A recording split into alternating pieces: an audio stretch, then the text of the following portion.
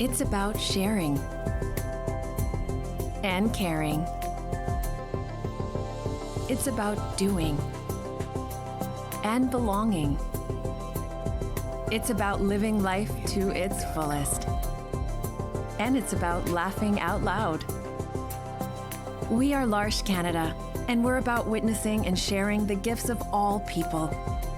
Learn more about us today.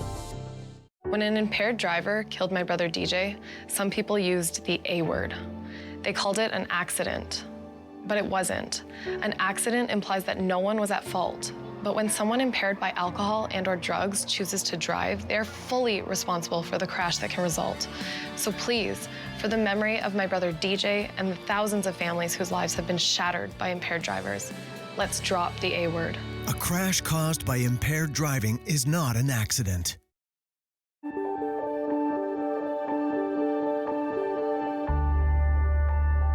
You're watching Rogers TV, Grey County. The opinions expressed in the following programs are those of the participants and do not necessarily reflect those of Rogers nor Rogers TV.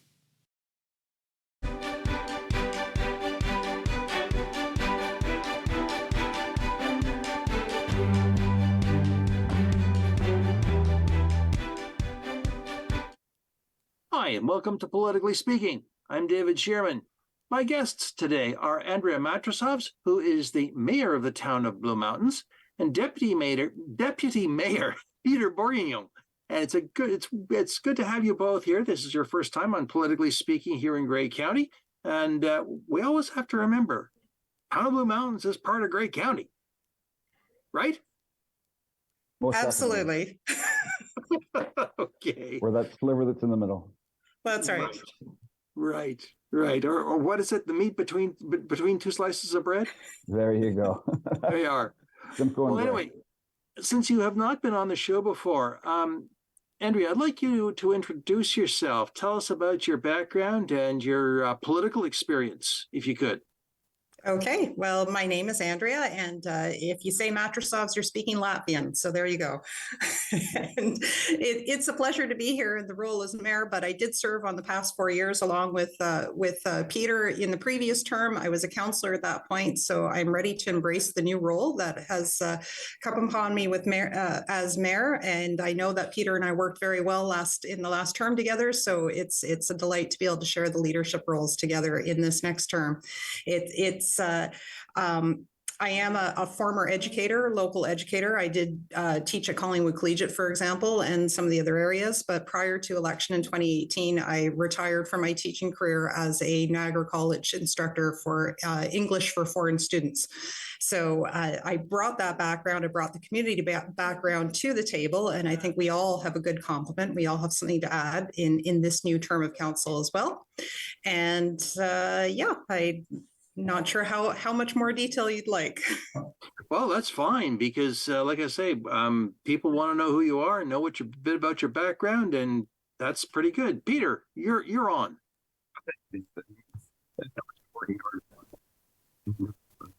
Hey, we're losing your audio for some reason. Not quite sure what's going on there. All right, is that better? Yes. Okay, Excellent. thank you. Thank you. Sorry. Nobody's been working harder than Andrea in the mayor role. That's definite. She's been probably putting in 60, 70 hours a week into this role. And, we're very thankful for that. It's great to have her and I together on council. Past 4 years, I served with Andrea, first as a councillor and then stepped into the deputy mayor role. Unfortunately, with the passing of our deputy mayor, Rob Potter. So I did have about a year and a half experience there to help with the transition team, because we do have a group of new councillors this year, which is all community members and all well-versed in different aspects, but it's still a good time to tie everybody together. And the mayor and I have been trying to do that. And previous to the term on council, I was president of the Ratepayers Association for 4 years. In my personal life, I spent a great deal of my life community fundraising for local hospitals as well as regional health initiatives. So that's sort of my background in a nutshell. Sure. Well, dare I say that a fundraiser should have a really, really good experience with municipal finances? Yeah. Yes, and there's only one wallet, as we always say, to the taxpayer. And even when you're asking for philanthropy funds, or you're asking through taxation, or at the gas pump. It all comes from one wallet, so we have to be cognizant of that as we go forward. But there's a great correlation between budgeting and fundraising, most definitely. Sure. Now, you mentioned in your introduction, Peter, that you've got a number of. Are all of your members of council new, and the two of you are the only carryovers? We do have. There's one councillor that did step in about year 2 mark with the resignation of one of our members, and Paula had just finished just shy of being elected, so we felt it was a good course to bring her into the fold without having a by-election. We did that. So she had about 3 years experience of the previous council, but the rest are new, yes. Sure. Yeah. And then we do have Councillor Gail Ardell is also returning to the council table. Uh-huh. Sorry, yes, most definitely. She's probably got more experience than all of us put together. Very true. Very true. Andrea, what's it like to work with a council that is by and large new? There's always a balance between those who run for election again and newcomers. But you've got a real, how shall I say it, a larger number than one would expect. Well, it's interesting because in the previous term of council that Peter and I were on, all of us were new. So back in 2018, everybody was new at the table, and that was a different dynamic. It allowed, nobody felt like they were the new kid on the block and had to advocate for a way of doing things differently. We were all open to listening from the staff, the longevity, who have the institutional experience to say, here's what's been done in the past, here's what you can do, here are your options. But we're carrying through with that same kind of flavor because, the newer council members, they're bringing years of experience from where else they've served in the community, whether it's as a volunteer or in other roles. So everybody brings experience. It's just maybe not necessarily at the council table. I think that actually provides for really good options and perspectives to be able to blend them together and to be able to consider all the different sides that we might not have seen. If we were homogeneous and we had all been on council for many years, we might not hear that extra perspective. So I think it's always a good, healthy balance. I do want to, however, highlight the fact that for the first time in the history of Collingwood Township, the village of Thornbury amalgamating into the town of Blue Mountains, for the first time, we actually have more females than males on our council. So. Yes, I'm very familiar with the how shall I say it, the demographics, because I know that I think the number of women who were elected across Grey and Bruce has risen significantly, and there are a number of organizations which have been working towards that end, such as Elect Her Now, and it's good to see that there are more women who are stepping up to offer themselves for public service. It's a very, very important thing to do. Most definitely. As Andrea said, the mayor said, we have a good mix of councillors, both male and female. And, from even in age, we have, I think, one of the youngest councillors, in Councillor McKinley, youngest Legion president in Canada, I believe. And now he's on council. We have a person that was on council 30 years ago. We have a councillor who has off and on been on council for the past 25 years. And, a couple community members that have been great in, local initiatives and bringing their world expertise, whether it's health or planning or community, to the table. So we have a very wide lens when we look at things. So the mayor's right in her instance that even though the council is new, it's working together as, almost independent countries forming Europe. We all work together in a union, I think. Sure. And the one kind of representation that does fall to chance according to the election results is the representation of our geography. So we're very clearly, the town of Blue Mountains is a community of communities. It's not just Clarksburg. It's not just Thornbury. Craigleith will become the largest of the population bases. So that's another aspect. Up in our rural areas, Councillor McKinley now comes from Ravenna, which helps because in the previous term of council, I was the only one who came from the rural outbacks of our town, the Blue Mountains. So it's good to have a good balance between those who are in our urban communities and those who are in our rural. And Peter comes from kind of a little bit of both in Slab Town. Well, I recall that at one point, the warden of Grey County, whose name escapes me, came from out Ravenna way. Yes, that's Duncan McKinley. Duncan McKinley, yes. Yes. Happens to be the Yes. uncle of Councillor Sean McKinley. Ah, well, I knew Duncan fairly well, so it's maybe politics is genetic. And So in this case. And Duncan has continued to serve the community. He actually works on staff as well in the winter season, but also he served for 4 years as in the past term. He served as the agricultural advisory as a voluntary board member, a voluntary committee member as well. So he's an example. Ellen Anderson as well, who was a former mayor who helped shepherd us into the shaping of the town of the Blue Mountains.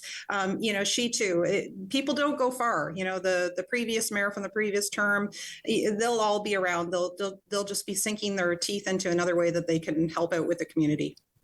It's funny you should say that, because I was looking at the council minutes as part of my show preparation, and there's Aylar Soever's name. So he hasn't gone very far. Very, very invested in a lot of issues, and as you know, that once the timeline stops, the issues and the topics don't stop. Almost it's like our geographical borders don't represent our regional borders. The same with your term of council, and there's many people that have been in the community that want to continue to help. The mayor touched on a point about committees in the previous. We're re-looking at our committees right now, but at one time we had 13 committees with an average of 7 people per committee. So you're looking at 80 to 100 community members using their expertise, whether it's through economic development or agriculture, to help better the community. And for a town of our size, the community involvement we have is paramount. I haven't seen anything like it in communities 10 times our size. So that's also a good avenue that we use when we try to have both geographically as well as culturally through the community. Well, I noticed that actually, Peter, when you mentioned the fact that Craigleith is about to, or will be, will be the largest municipal or subdivision or community within town of Blue Mountains, which is highly developed. There's a lot of development going on in Craigleith, obviously, in relation to Blue Mountains and Collingwood, and yet you've got on the other end a large rural area in town of Blue Mountains, up around Ravenna, up the Beaver Valley. How do you balance those two? Well, that as the mayor touched on earlier, that's the tough part, because what the needs of downtown Thornbury is different than their south neighbor of Clarksburg. Like, they're literally a bridge away from each other, but they have different needs. And then when you look into Craigleith, sometimes we call that the 705-519 divide, because we have 2 different area codes, an L and an N. We have a 705, we have a 519. So, what we try to do is we try to look at it from, it's not just a matter of running one town. We have a town that's split between 2 communities, 2 regions, I'm sorry. And we also have about 17 different hamlets throughout the town. And this is not like Toronto where they say, from Bloor West and Etobicoke.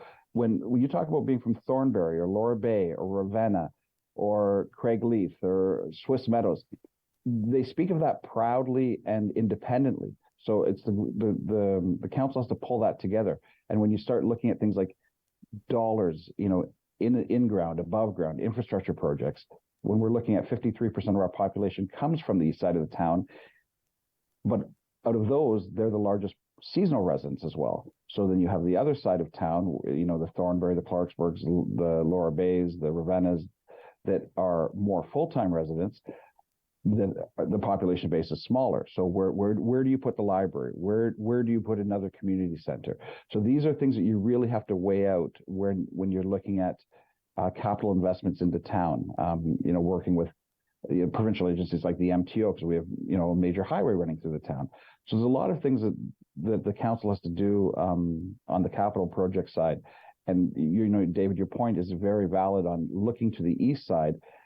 What can we do that won't hurt the west side or the south side, but also be fair and equitable, because the tax dollars are cut across the entire town. So that's a very interesting point, and we deal with it literally on every capital project and every initiative that comes across the table. I'm just thinking of something like internet access. Yes. Because you've got, I'm sure in Craigleith or in the more built-up areas, you've got top-notch fiber, but out Ravenna way, I'm sure that up the Beaver, up the valleys, they're okay. I'm lucky. If I stick my finger up, I might get a wireless signal. Yes, and as a resident of the very southwest corner of the town of Blue Mountains, yes, we have to be patient on that. Although we things are becoming better as we go, we also have to deal with the geography as well. So there's the logistics of the population. I mean, the province has designated our settlement areas as up along the North Shore. So from one border to the other, 21 kilometers of shoreline that really follows suit with where they're expecting us to do the settlement areas, because we can provide services there. So that makes a lot of sense. But we also have 50% of our geography is under the Niagara Escarpment Commission.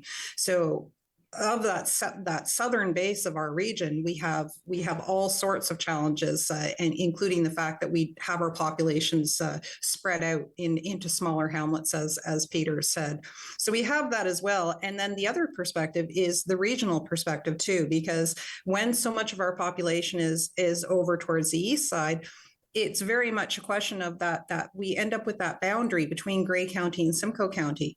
And then over onto the Meaford side, well, my family living on the town line, if we need assistance to a hospital, we go to the Meaford Hospital, not to the Collingwood one. So we have this kind of diverse population and identity in the very far east of Grey County. And it's the reason why in the last term, there was the initiation of a regional meeting of the CAOs and the mayors from our South Georgian Bay populations, and we're continuing with that. We just finished having our first meeting together, and we'll get together again in June in order to be able to look at what we can solve beyond those political boundaries.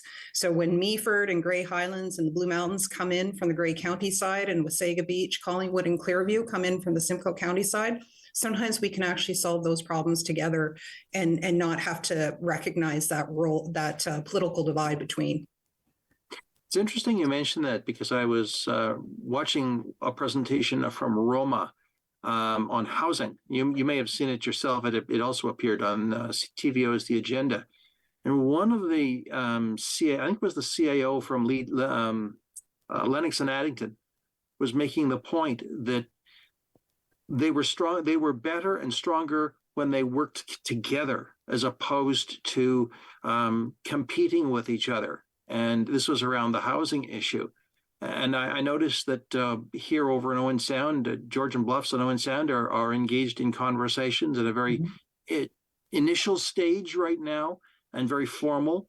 But I understand that the CAOs do meet together, do have conversations. So that's really what I think. Maybe are we discovering that we're stronger and better together than fighting with each other? Certainly issues like housing and transit, all of those issues, people have those needs, and they're not drawing a line. They're not saying I'm working in the town of Blue Mountains, therefore I have to live exactly in the town of Blue Mountains, but we have to contribute holistically to the region. So we can't just lean on our neighbors and say, well, we've got the jobs, you figure out where those people are going to be able to live, and it's the housing attainable, the missing middle piece, the attainable housing beyond what our county services are trying to offer in terms of geared to income housing is at a crisis point. This went far beyond. We witnessed it in the last 4 years. It went far beyond.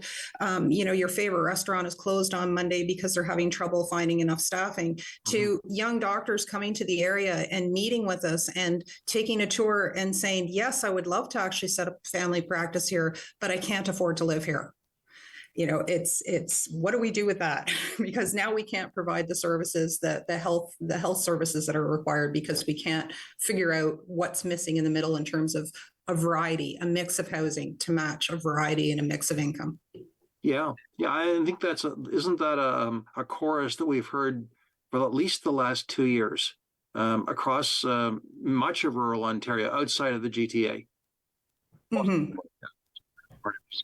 Peter, you'll have to hold your mic up there. So, sorry again. There's probably about 400 municipalities that have the same problem, but we're also in a unique situation. I always call ourselves a unicorn because, during, I think it was Mr. Dean did a municipal conference one time. We were talking about what town do you compare yourselves to, and we really couldn't find a common denominator. We look at Muskoka, we look at Prince Edward County, we look at Niagara, but we're sliced between, as we said, between two regions. We get 2.5 million visitors a year. We have water as well as different laid out geographical boundaries. So by working together with both regions, especially on housing, we need to take a look at what our needs are going to be. Not just for employment. We have a volunteer fire base. So if a volunteer firefighter can't afford to live in the town, how can they respond to an emergency? We were touted as the second fastest growing municipality in Canada. That's not for promotion. That's fact from Stats Canada. So what we need to do is how can we support that? And remember, we're just a town of 16,000 people with a split between seasonal and full time. And then you, like I said, you throw in that 2.5 million visitors. So we can get to 30,000 people on a busy Saturday. So where does the support network live to help support that 30,000 people? That's the key factor. We keep talking about attainable housing. And I think the town, and a lot was driven from the mayor in the last term of council. What we try to do is try to move forward with some local projects outside of the regional or the provincial initiatives. And I think you're going to see some of that come to fruition in the next year or so. Sure. In other words, necessity is a mother of invention. Absolutely. Yeah. And it helps incorporate it to enhance the attainable housing options is one of the 20 bold actions that we have in our new integrated community sustainability plan. So that was a big project that we had in our previous term, was to take what was our sustainable path that many residents will remember participating in.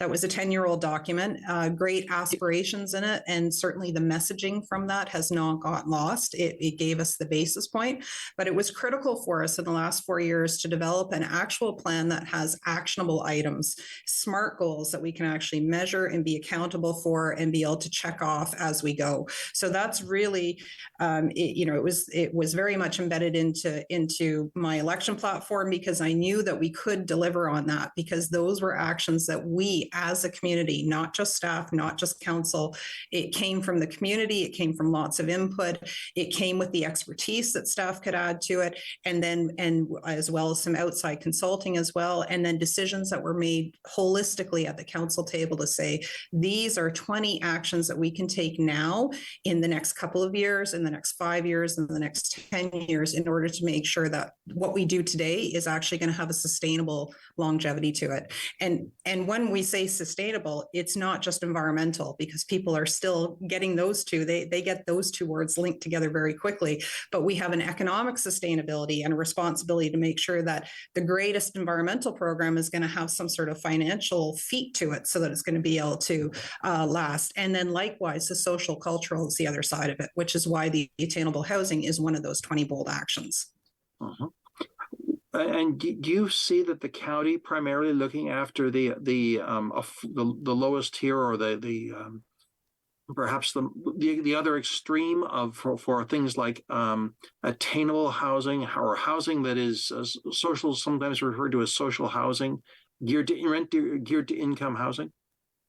Yeah, well, and it's a good place to start. And I think we have to draw in the clout or the possibility of the county for that, because geared to income housing, we can't fool ourselves. Nobody can say, well, all of your, not all of your, but a large portion of it is in Owen Sound, so that must be that's where all the need is. It's because people from the 9 member municipalities of Grey County, when they're struggling, when they're trying to figure out how they're going to live or how they're going to be close enough to the county services that they need, they will migrate. They will. And so we can't just wash our hands of it over in the Blue Mountains and say, well, we don't have as great of a need. It's because people will go to where the services are. So we have to own that. We have to be responsible for that. And one of the problem solvers is to come together instead of singularly trying to fit those pieces together and solve the problems with municipal boundaries. Sure. Let's move on to another issue that is very current these days, and that is taxes. or to put it in your terms, the budget. Where is the budget in town of Blue Mountains right now? You'll have to hold up your microphone there, Peter. We're still having trouble. I'd like Peter to take this one on because he is actually our chair of finance. So That's I'm going to defer even to better. him. We've got to be able to hear you, Peter. Is that better? Yes. Thank you. Okay. Thank you. Sorry. The budget, we're right in the middle of it. One thing we do at the town of Blue Mountains is we spend a lot of time on the budget, and I don't mean that lightly. We actually take days of deliberation. This budget started Q3 with senior management getting together and looking at the budget, coming out to council at the beginning of the year and to the public. Then we sat for 4 days doing budget deliberations. City of Toronto passed their budget in 1.5 days, and we sat for 4 at committee of the whole, going through each department, each line listing, quantifying as we move along. So that's where we stand. Then it came to council mid-February, and we're going to a public meeting on March the 7th. The good news is that we're looking at a tax increase of over 8%, plus about another 12% in capital project additions, which, of course, a 20% tax increase is not going to fly. So at the council table over those 4 days, we've taken some major steps to bring that budget down to just around 2.5%. We looked at some initiatives, including selling some surplus land. So we have a rigorous policy for deposition of land. So we're going to be looking at that through 2023. We've brought the reserves back to the 2022 level. We were very aggressive with reserve for capital projects in 2023. So we brought those down a little bit to help bring the budget in at a 2.5% mark, which we're very pleased with so far. And hopefully the taxpayers will be too. We haven't cut any services. We're still planning for our capital projects, and we're still making it manageable. It's only about $53 for an average assessed home in the town of the Blue Mountains. Mm-hmm. One of the things that your predecessor referred to, and I think this is universal, is that many of the residents of town of Blue Mountains are asset rich and cash poor. Their houses are assessed at very, very high prices, and they can't afford the taxes. Is that still such a case, or have things kind of leveled off with the decline of the housing markets? Of course, assessments haven't caught up with that yet. No, we're seeing an assessment. Of course, there was a pause through COVID. There should have been an assessment already from MPAC. We're going to see that coming into the next 12 to 18 months. I don't know if that was the narrative so much as that we're paying a lion's share of a lot of things because of the assessment base being so high. So I don't think our residents mind paying taxes. They just like to be able to have an input of where they go and make sure they're being done responsibly. Blue Mountain contributes almost 28% to Grey County of the budget. Same for the Conservation Authority. And remember, we have 2 conservation authorities. Mm-hmm. We have 2 hospitals that come to us for money. So we, again, even though our tax base assessment is very high, we want to be fair and equitable to our residents on the distribution of those funds. And it starts at the local level. And I think the mayor said in her closing address after I chaired the budget deliberations that this is a good process. This is not something that she wants to see shortened. We take our time and go through each department, and literally to the point where we ask somebody, we need a junior staff person in this area. Why do you need that? Quantify the reasons you need that, and how is that going to help the taxpayer? So those are the, or is it going to generate revenue? Those are the things we look at literally line by line in the 300-page document. Mm-hmm. And you said that's a 4-day process when you said your line by line is 4 days? 4 days. Mm-hmm. We do about 2 to 3 departments a day. And get through it in 4 days. And then that's committee of the whole. Then it still comes to council. Then it goes for public meetings. And then the budget will be passed. So it's probably about a 3-month process, start to finish, from the time we lay eyes on the budget for the first time. And I think that's only fair and equitable to all, to staff as well as to the residents. Because you know, at the end of the day, like we always say, there is one wallet, and we want to make sure that those dollars are being spent accordingly. Sure. And it's really vital that we spend the time on that. I think it's a good return on investment. I mean, I know that other municipalities may look at it, you know, let's save staff time, let's do this quickly and concisely. But I actually have experienced in the previous term and this term that it's excellent orientation to every single service that we are providing as a municipality to really get to know. And it's good for new and returning council members to be able to visit that each year. It's excellent for the community to be able to get that kind of detail if that's what they're looking for, and also be able to have that lengthy process that Peter's mentioned about various different touch points in which the community members can add their comments to it before we make our final decision at the council table. And it's also good to have all the staff there together so that we don't have staff departments working in silos and saying, well, here are our needs, here are the dollar figures we need, but instead we're looking at it holistically and going, well, how are we going to deliver what we need to, and what could we do differently, or where else could we look for those services?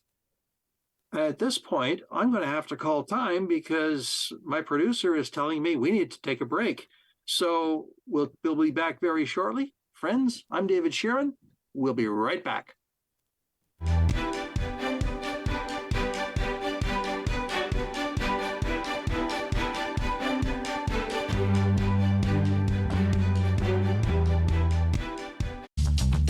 This program is brought to you by Ignite TV. Now you're in command. Visit Rogers.com for more details.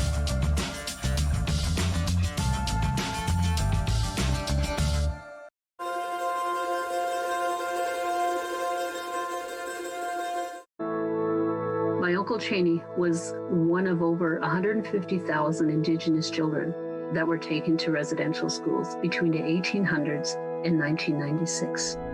My uncle ran away from school wanting to get home to his mom and dad, and sadly he didn't make it and died of exposure. When Gord Downey found out about my late Uncle Cheney's story, he wrote Secret Path, a series of poems that became an album, then a graphic novel, a documentary, and a concert. Gord met my family, and together we formed the Gord Downey and Cheney Winjack Fund. Together, we are sharing Secret Path and other reconciliation resources with legacy schools, setting up legacy spaces across Canada, and hosting events like Secret Path Week to inspire all Canadians to engage in reconciliation. Before he left us, Gord asked us all to do something. You're gonna figure it out. Will you join us? Together, we can make Canada a better place. Hi, I'm Justice. And I'm Nia. And we believe dreams fuel revolutions. That's why we're engaging with Canadian icons and the causes they support. Join us for these inspiring conversations and find out how you can be revolutionary.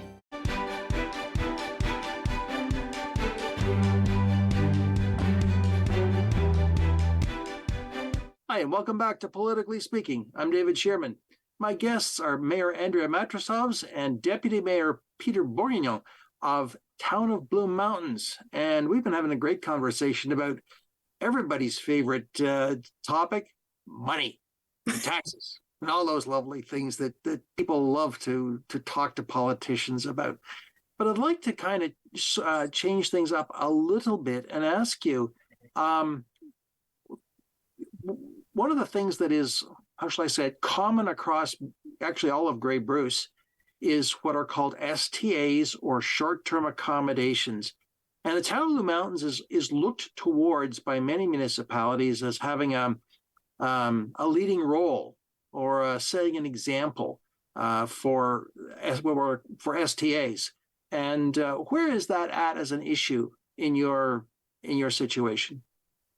Oh, I'll take the lead on this one only because for the past 4 years, I helped rewrite the bylaw into a new into an administrative monetary penalties bylaw as well, to work in conjunction with our STAs. We use a lot of acronyms in politics, and so short-term accommodation, as everybody knows, is renting anything for less than 30 days. Because we're such a Grey Bruce, Simcoe, we're such a visitor-friendly area between the beaches and the mountains and the campgrounds that we see a lot of visitors come in. as everybody knows, back, and my eldest brother was a party to this when he owned a place in Tyrolean, and I cut my teeth there going to Jozo's when I was 18, 19 years old. So those had to be regulated at some point, and Town of Blue Mountains was a pioneer in doing that. So the STA bylaw in the Town of Blue Mountains is 15 years old, with many updates along the way. What we've done in the past 4 years is we've seen a lot of regulation come in within the STA industry, within the operators, as well as the opponents. And what we did is we brought in both parties, guys and ladies that wouldn't speak to each other, having roundtables on how we can make this better collectively over the past 4 years. And I think we've done that. So our operators who operate the STAs, they don't want trouble, and they don't want to bother their neighbors because this is their livelihood on both sides. So what we found is our problem right now is the illegal STAs. We have over 300 licensed. And remember, when you're licensed, you have a license, you have 2 fire inspections, and you have insurance in place, and you have rules and regulations for your renters to follow. Everybody's happy. The renters are happy, the neighbors are happy for the most part, and the owner operators of the STAs are happy. Where we're seeing the problem is the influx of different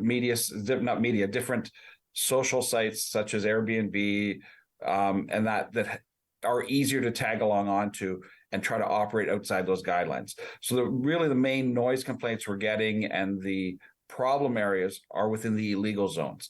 So that's why we've done this new administrative monetary penalties where we can go after a little bit easier, give our bylaw more tools in the toolbox to help go after these STAs. So it's still a problem. I say we have probably about 315, 318 licensed. I'd say that's double the amount of people that are actually renting out there, David. So we need to really work on those. So it sounds like it's what they call a work in progress. Very, very, very much so. Our bylaw department, I work closely only because I was the lead on the STA in the last term of council. I work closely with our bylaw department and our chief administrative officer, Sean Everett, on what we can do to help combat these. And we've gone as far as we've pulled a couple licenses. That's a long, lengthy process. But if you circumvent the rules too many times, we will pull your license, and that really makes the other ones pull their socks up a little bit as well. But it's always ongoing. I have to say it's been, I want to knock on wood on my desk. It's been a better couple of years. We saw so many people come because of COVID after they're allowed to return again. But the noise complaints are a little bit fewer. The crowds are a little bit fewer. And I think what the STA operators are doing is they like having rules to work within. So I think they're qualifying their renters a little bit better. And and I don't think you'll get 20 guys renting for a party weekend. You're getting families, you're getting bachelorettes and bachelor parties, but working within the parameters and the rules. It's not the Wild West anymore. When you put rules in place, people start to follow them. And I think we've been successful in that mode. So I'm very happy with where we are so far. There's work to be done, obviously, continually, but I think we're in a much better spot than a lot of other towns are. Have you had any luck working with VBRO or Airbnb as to cooperate with your regulations? Yeah, we do have conversations all the time. Actually, we have the mayor and I have a meeting coming up with one of the organizations that they're just scheduling a meeting now for the next couple of weeks. And the STA industry themselves has formed their own organization. So they are going to start regulating themselves as well as those are just advertising tools. So once the operators are within there, we don't have a problem. It's the people that are operating illegally that advertise on those sites is where we have a problem. But it's a catch-22 for them, because if they do advertise on those sites, that gives us evidence that they are renting, and it allows us to go after them for that. So it hinders and it helps at the same time. Sure. Oh, it sounds like that's a not just a work in progress. It's an ongoing municipal issue, not just for you, but I know across Grey Bruce, it's a huge issue, and something that certainly makes conversation for this show. That's for darn sure. Oh, it does. And sorry, Andrea, and even the areas, because people expect it in maybe by the mountain, but we do have other areas that are licensed or grandfathered in based on our original STA bylaw. So that's why would you allow an STA here? Well, it was there in 2001 to 2015, so they're allowed to continue on with operations. So those are things that we have to explain to our residents as well. Sorry, Mayor. Yeah, I was just going to support what you had said and just concur with you, David, that certainly other municipalities are now feeling it in the way that we were feeling it years ago, because organizations such as Airbnb have just made it so much easier for people to jump in. And so Peter has outlined that the challenge is not the ones that we are regulating with the licenses, it's the ones that are operating outside of those rules. Speaking of rules, I noticed something in your council minutes that I find quite intriguing. You are starting a lobbyist registry. Mm-hmm. Tell us a bit about that. It's actually, and I'm sure you noticed in the minutes, it's highly modeled after what Collingwood is doing. So we're not reinventing any wheel. You know, we're just adopting the same kind of practices. And what we stress is it doesn't mean that people cannot meet with members of council or with staff. It just means that we need to keep a record of who is meeting for what purpose when. So it shouldn't be frightening to anyone who has been in the habit of being able to come forward and be able to schedule meetings when they want to. We just simply need to make sure that it's open and transparent. Who is the proposal addressed to? Are you looking at people who want to speak to, such as developers who want to speak to members of council, or is it what was the whole purpose behind this? I think the whole purpose is the transparency. So it could be organizations, it could be somebody who's representing a for-profit business that has a good idea, that wants to share a good idea with the town. The same thing operates on the provincial and the federal levels. Again, it doesn't stifle the conversation. It just says, let's be open and clear on who is coming to talk about what ideas. I mean, certainly when people come up informally or formally and say, I have a great idea that I think would benefit the town, we want to listen, but we always have to make it very clear, just this meeting is not going to ensure that there's going to be any promises. That all has to come openly to the full council table for the decision making there. So, I tend to always encourage people, have you thought of doing a deputation? This looks like interesting material. I think you should bring it to the public as well as to council in the form of a deputation so people can really get a chance to get to know what you could offer this community. Now, is this just limited to meetings, or it doesn't include correspondence or phone calls to from citizens to members of their council? No, it's not intended to trace every bit of communication from every member of the community that wants to. I mean, we follow, like everybody else does, we follow the Freedom of Information request. So if somebody wants to know about community engagement, there are rules they can follow there about what they can ask for. So it's not meant to be another layer of that. It's meant to make it possible. In Collingwood, you can go up to the clerk's desk and ask for the book and go flipping through the book and see where the meetings were. Uh-huh. Uh-huh.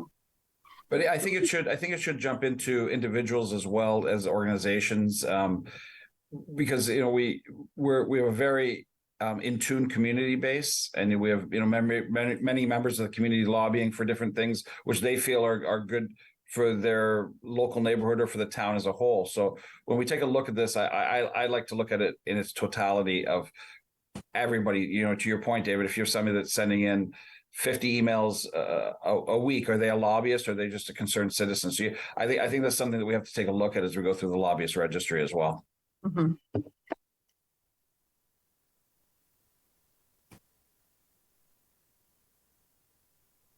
No, I think I froze there for a minute, and I hope you kept talking like I asked you to. We did. Maybe a 2-second pause. That's all right. Thank you. It just looked like you were being contemplative. Oh, that's good. I can get away with that. Well, I think this lobbyist registration issue is an interesting one because it's more akin to something that happens in larger municipalities, as you said. But we don't think about it in smaller municipalities. But it's interesting to see how it will develop for you, and certainly that looks like another issue to keep. Let's follow up with that and see how that's going. So thank you for that. Yeah, well, if we put these kind of protocols in place now, it helps us, as Peter mentioned, the last census identified us as the second fastest growing municipality in Canada. East Gwillimbury was the only one that surpassed us. So although we might look like a small community, we're fast growing, and we need to be able to make sure that the good ideas still come forward, but we just need to do it in an open and transparent way. Sure. And you take that a step further, David, and you, as you know from being around politics your whole life, is you can't go shopping. My wife doesn't come shopping at Foodland anymore, because I'll go in to get two things and I'll be there for an hour, because people want to talk or bend your ear in a positive or negative way each time. And that's, we put ourselves in the public eye, so I have no problem with that. So but it just goes to show you how engaged the community is. And we, as the mayor said earlier, it's not just for developers lobbying, it's for great ideas. Hey, this is a great idea. We've had some great ideas from Tree Trust, from CAN, from different grassroots organizations that have brought us ideas to the council table, inward instead of outward. So I think that's a great initiative, and hopefully this lobbyist registry will help tie that together in a more transparent way. Sure. Well, let's kind of segue into something else that is, how shall I say, very current, and that is Bill 23, which is very controversial and very much a topic of conversation, and things like development charges. The province has put restrictions on those development charges, which have, let's be honest, helped many municipalities. I'm sure Town of Blue Mountains has been positively affected by development charges. What will the impact of Bill 23 be, or do you know yet? A lot of that is, do we know yet? It's waiting for those details, and because you're right, we have been making use of development charges to anticipate the needs for the infrastructure to help support the building of those more homes. So we didn't need a Bill 23 to attract more people to come and build houses here. That's already happening. So we did have that system in place. So we're waiting to hear and hoping. I have openly said that I think. We are at an advantage here in the riding of Simcoe Grey, that both our MP and our MPP have former experience on the municipal level, so they really understand the challenges that we're faced with down at this end. So it's not that we in the Town of Blue Mountains are not disagreeing with the idea that there should be more homes, but we do want to be able to service those properly, and the development charges has been a mechanism that we've been able to rely on. So the other part of Bill 23 and some of the other changes over the 4 years that I'd like to consider in this conversation too is the expertise that we have in other organizations. So the conservation authorities, I served on Grey Sauble Conservation Authority and Nottawasaga Valley Conservation Authority for the previous term for the 4 years. And now I'm taking on in my mayor role, I'm now an active member of the Great Lakes and St. Lawrence Cities Initiative, which is looking at the holistic watershed, because the little pieces that we take care of here in stewardship have big impacts further down into the Great Lakes Basin. And fish have no passports, as I learned when I was in Ottawa last week, advocating to the federal government to follow through on their promises about a good biodiversity protection, et cetera. That's what the Great Lakes Initiative wants, and that's what we want to see follow through. When there are changes to things on the provincial level, and included in that is the changes that we've seen over the 4 years with the conservation authorities, they are our expertise. So without their expertise on protecting people's livelihoods from flood risk, protecting and enhancing biodiversity, and without all of those vital tools that our conservation authorities have been able to provide, we as municipalities are going to have to come up with that expertise somewhere. And then how do we answer to our taxpayers when we say, well, now everybody's got to go out and hire those experts so that we can actually do some proper planning? Because if we skip a step, we can't build more houses and then have their basements flood. Like that's not going to provide the end goal that the province wants to provide. So I think we have to keep a close watch on how we can, this is again part of that message that when we work together, we can actually come up with better solutions. In terms of conservation authorities, it's recognizing that the water doesn't stop at a political boundary. And so Bill 23 and other changes from the province do present us with more challenges, but there could be solutions there if we keep the dialogue going. Sure. There's another issue that I just happened to see actually at County Council. And I think it was picked up it may have been your council, that paramedic services across Grey County are going to change simply because of the number of people who are moving into the area. And I noticed that your calls are expected to double in the next 10 years in town of Blue Mountains. What's going to be done about that? How are you going to handle that? Basically, the infrastructure services required for an increasing population. Well, David, I that was something that the mayor and I both brought up at County Council. In regards to the study, I didn't think it was reflective. And it's tough when you're a county, as you know, when you're at County Council, you're wearing a County Council hat, not a Blue Mountains hat. You're a regional representative. You're just the mayor and the deputy mayor from your town to be a regional councilor like everybody else. But when we see something like that study that came out, I'm glad you picked up on seeing that double increase, because the way I read the numbers were that the previous 10 years, they used a decade average, but they used a yearly average on the forwarding 10 years. So when you see something like our Craiglee station is one of the last to come online 10 years from now with a 12-hour shift, that doesn't make any sense to me. We need to work with Grey County and our paramedic services more so than ever before. We're growing faster than anybody else. We have to make sure that we have the infrastructure, not just the physical halls, but the amount of staff, the amount of paramedic vehicles and supervisors on the road, boots on the ground in our area. Grey County, as you know, is very, very geographically diverse and spread out. So what are the response times? What are the call times? We see that with our own police department, with our contracts with the OPP. We have to see that in paramedic services. And I was troubled by that report I didn't personally, no fault of anybody's, the report didn't seem to address the needs of the east side of Grey. And I think that we're going to have to see more being done for that, whether it's additional resources, closer hubs, more, like I said, more boots on the ground and more vehicles. But we're growing at a huge pace, and that's something that we need to reflect. Remember, we have to service all residents and all visitors at the same time. So that can be 30,000 people on a Saturday in the summer or in January. Sure. And I agree with everything that Peter said there about the east side, and I'm glad he was able to add that to the conversation in reflection of that report.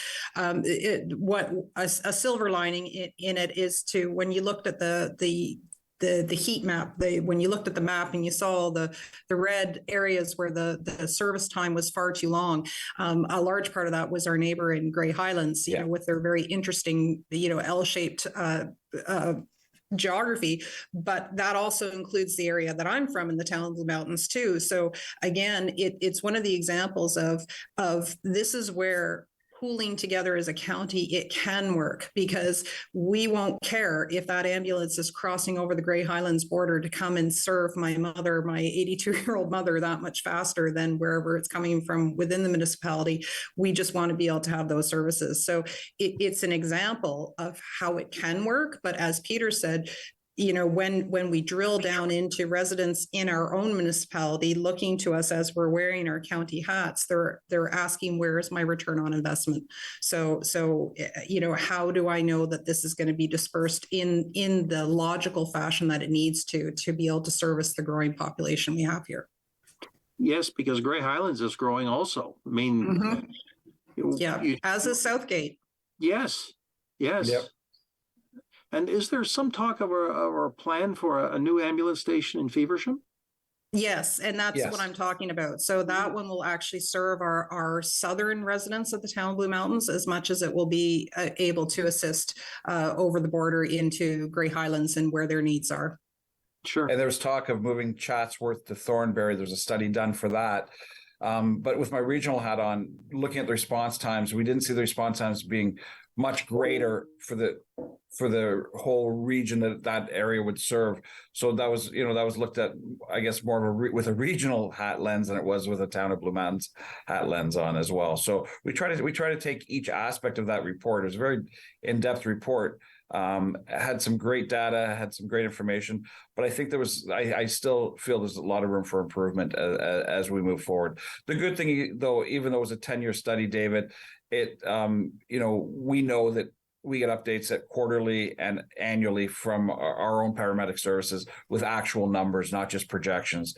And we can turn on a dime if we need to. I think we're quite nimble at the county level from that aspect.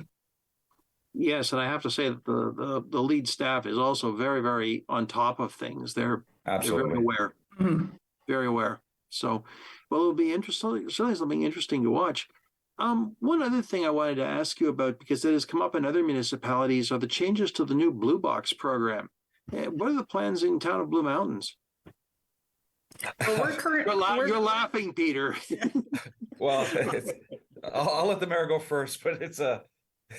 Yeah, I was just going to say, I'll just introduce the topic. When it came to us at the last term, we realized it actually made more logical sense for us to finish out the contract that we currently have. So there certainly will be a lot of perspective to consider, because as we've mentioned, we are not just an urban community, we are a rural community as well. So it's got to work for the roads out there as well as it does here. I do, before I tip it over to Peter, I do want to champion the fact too is that one of our big parts about that is also reducing the need for our landfill expansion. So we will continue to champion all of our various different projects that are diverting. We were able to make some big leaps and bounds in the last term by diverting drywall, for example, and making sure that it doesn't end up in landfill, but it actually goes towards something that can be redone. Our members are of the community under the umbrella of the CAN network, the Climate Action Now network, came forth with a great idea about diverting styrofoam. And if people would bring their styrofoam to the landfill site, it could then be collected and then compacted and then taken by a company that can achieve that. So we that's the other side of this question. We're going to talk about how to collect it, but also keep in mind, how do we actually reduce what's ending up in landfill? Over to you, Peter. Well, I was only laughing because it segues into the mayor's right. We decided to run out our program, but at our last council meeting, a councillor looked to Grey Highlands in regards to moving to the lid bins with the truck and the arms that lift it, and that was probably the most controversial thing I've seen Mayor McQueen and his group go through.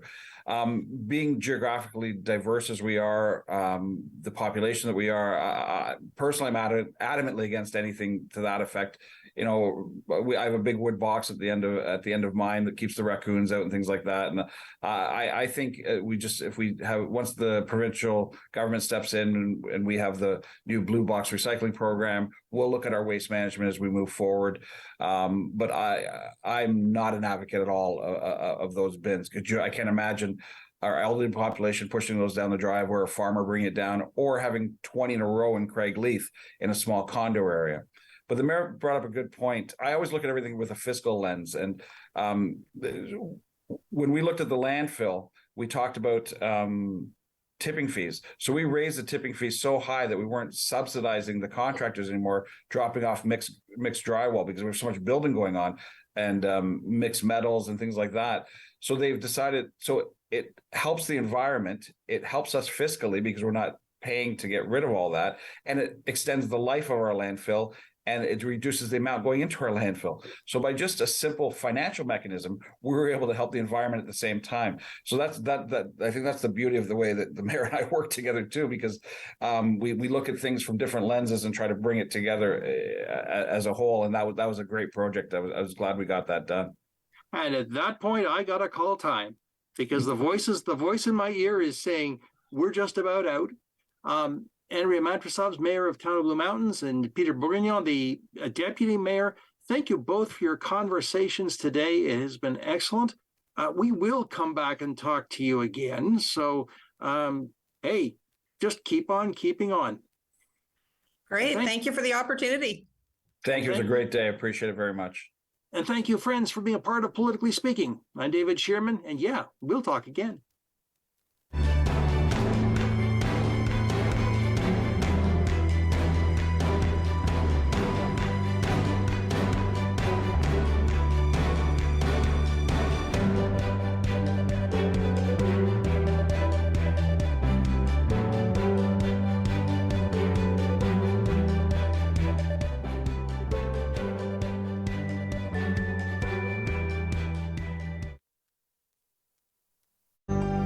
Call the Rogers TV viewer response line, email us, or connect with us on social media.